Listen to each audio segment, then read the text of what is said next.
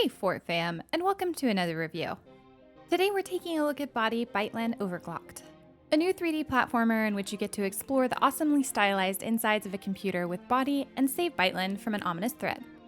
The best part is, you can play it with a friend for twice the fun.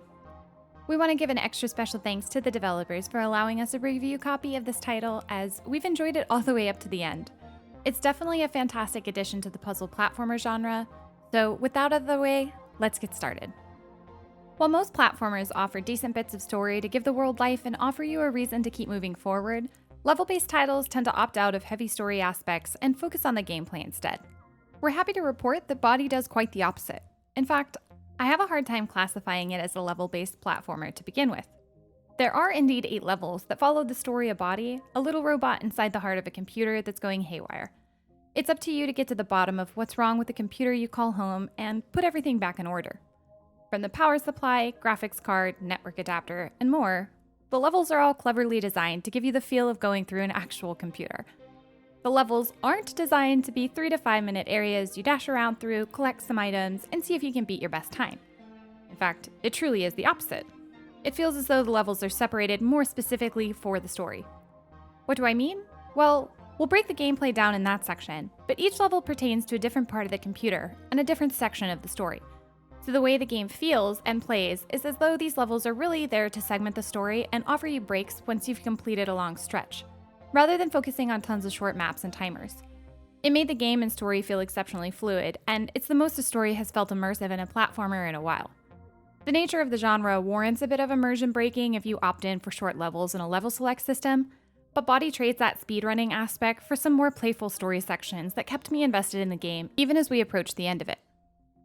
As I mentioned briefly above, instead of a game catered towards those with insane parkour skills who can somehow burst through a 5-minute level in 7.689 seconds, Boti chose to offer an experience that allows you to focus on the exploration of the levels and finding each hidden secret or unlockable skin. You'll be able to jump, slide, and launch yourself off magnets to find everything the levels have to offer. Honestly, it's such a nice change of pace from the recent stressful platformers I've played.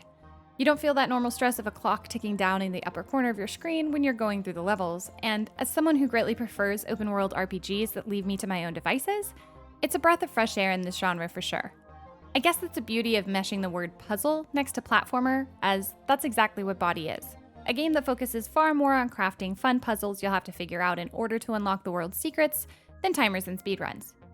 Fear not, there's still a time based on the entire level and a set amount of collectible objects, so if you enjoy that playstyle, it still exists in the game. The devs get extra kudos for catering to 2-player bases. Since Boti does still offer 8 levels, even if they're untraditionally long, that begs the question, what exists outside the levels? Well, a fun oasis full of side activities to keep you entertained. From musical slides to bot coins to find and collect, to upgrades that you can spend your bytes on and increase the amount of activities available. To round it all out, you can take a stroll through your little house and customize Boti with any of the skins you've collected during the levels or unlocked via achievements.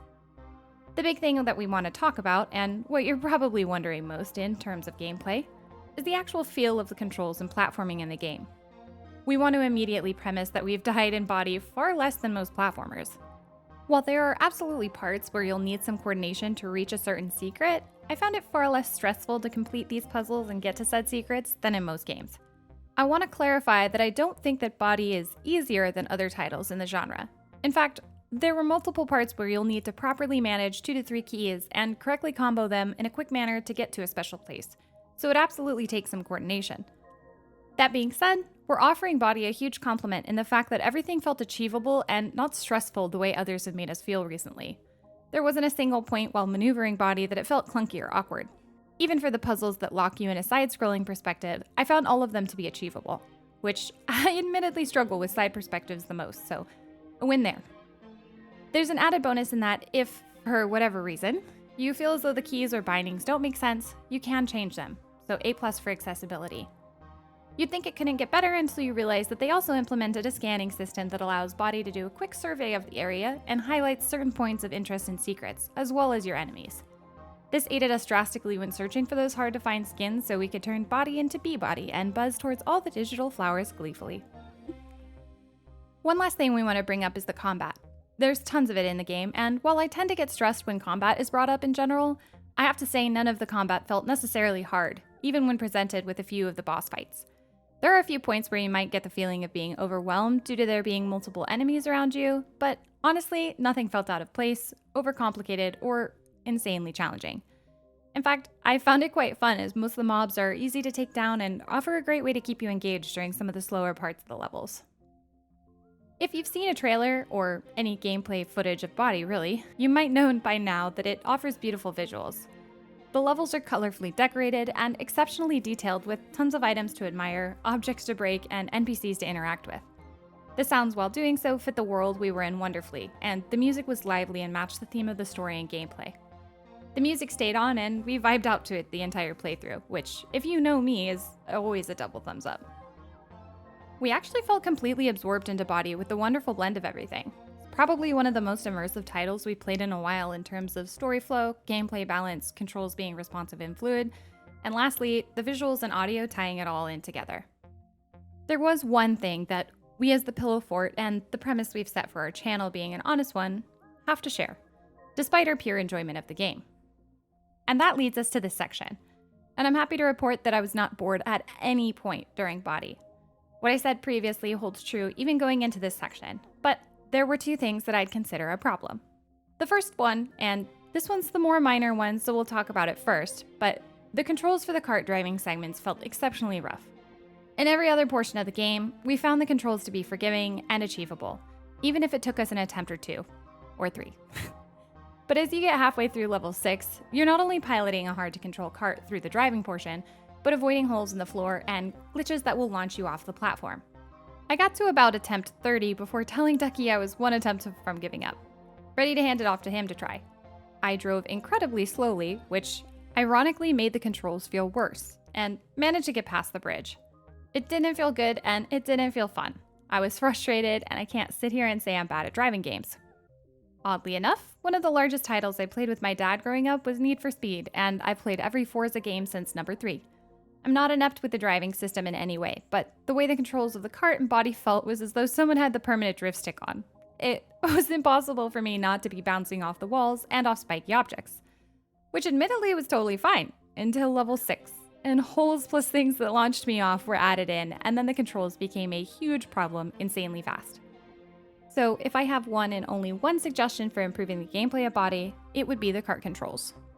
I do want to give a huge compliment to the team, as they have already made the things that stick out on the track and launch you off much more noticeable.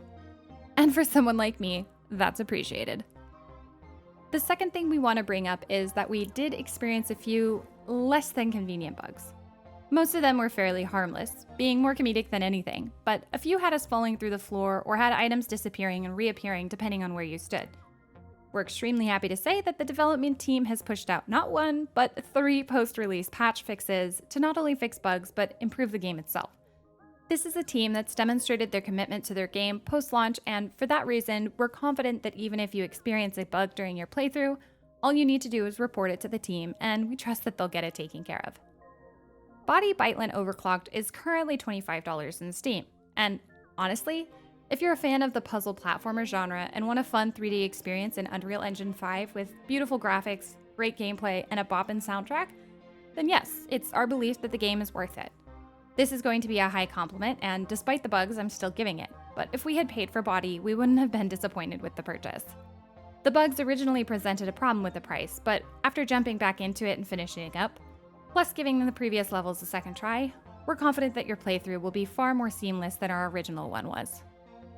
To top it off, you get a long story that's well fleshed out and comedic, fun gameplay that keeps you engaged in searching for secrets, and it offers you things to do in between levels, with unlockables to customize your experience even further.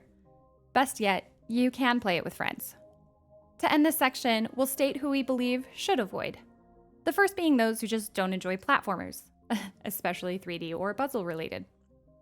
Second, if you have a lower end PC, please check out the minimum spec requirements to run this game, as it is an Unreal Engine 5 title that asked a bit more than your average indie title from my PC. Lastly, if for whatever reason you're worried about bugs, I suppose you could give it another week or 2 prior to purchasing, but they've already taken care of most of them, so don't let that stop you for too long. All in all, we're awarding Boti BYTELAND Overclocked with our official Pillow Fort stamp of approval. We'll be monitoring the patch notes and posting updates about them, so go follow our Twitter page as we post 99% of updates and information related to games there. We want to once again thank the developers for the opportunity to review it. We can definitely see us sharing this experience with our kiddos in the future, so it's a game that will remain active in our Steam inventory for sure. That's going to be it for this review, but make sure you leave it a like if you enjoyed and tell us what you think of Boti in the comments. Please feel free to ask any and all questions, we'd be happy to answer them. And don't forget to subscribe on your way out. Until next time!